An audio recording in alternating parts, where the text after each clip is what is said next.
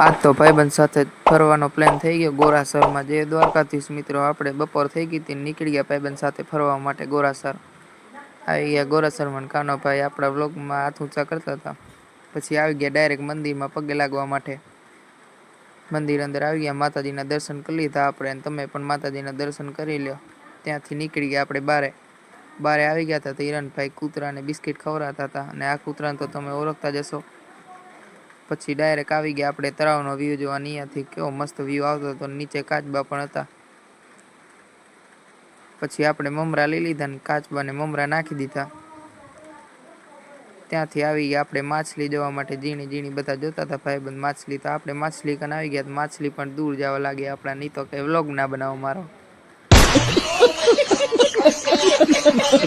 પછી ત્યાંથી ઠંડુ પીતા પીતા આપણે નીકળી ગયા ઘર બાજુ.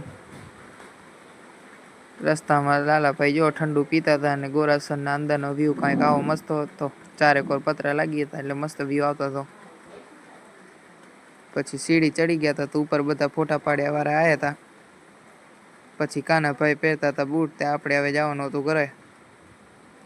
અહીંયા આવી ગયા હતા. આ સિંહને તો તમે ઓળખો છો, ગિરનાર વાળા.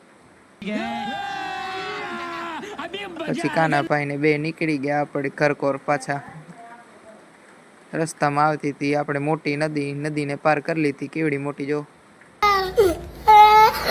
પછી આવી ગયા ગામની અંદર.